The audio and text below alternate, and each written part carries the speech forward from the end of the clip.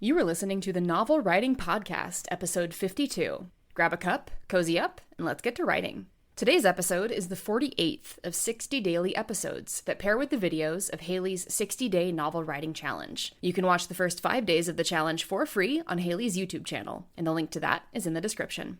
Day 48 of the challenge is about portraying affection. Like with many other writing tips and advice, looking to real life for inspiration also applies to portraying affection. Think about yourself first. How do you like to receive affection? What displays of affection make you all squishy and happy on the inside?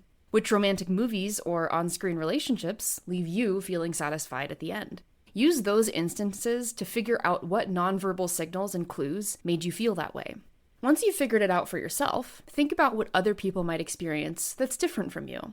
A great way to research this is to actually go to places like Reddit and Quora where people ask questions, and search for questions like these. What's the nicest thing someone has ever done for you? What makes you feel loved and appreciated? With just 2 examples, that's by no means an exhaustive selection of prompts, but it's a great place to start crowdsourcing ideas for what you could use in your story to show characters portraying affection. The next thing to consider is the difference between love and respect. My business coach talks about this in his academy, but the difference boils down to this. Love is reflective of things you do and say so that you feel good. Love is the feeling you get based on how the other person makes you feel. Of course, you can also generate self-love, but in the context of human relationships, love is what you feel when you like the something nice that your partner did for you.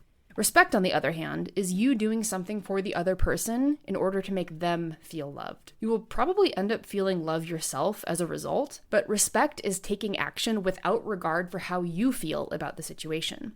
Love makes you feel good, while respect makes them feel good. Translating that to your characters, how can you work in love and respect to portraying affection?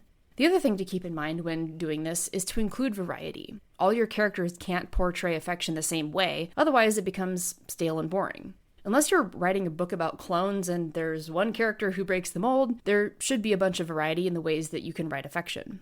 Do your homework. Research with your favorite movies, your favorite books, Disney movies in particular. The first thing that actually came to mind for me for this day was that still shot of Flynn Rider looking at Rapunzel when they're on the boat when the lanterns are released. I'm sure you know which one I'm talking about. You can see the affection that he has for Rapunzel just in his expression. That's it for this companion episode to Portraying Affection.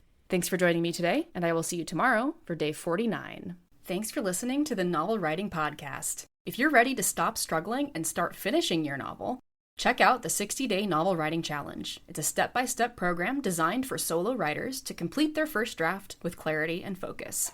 Visit the link in the description to learn more.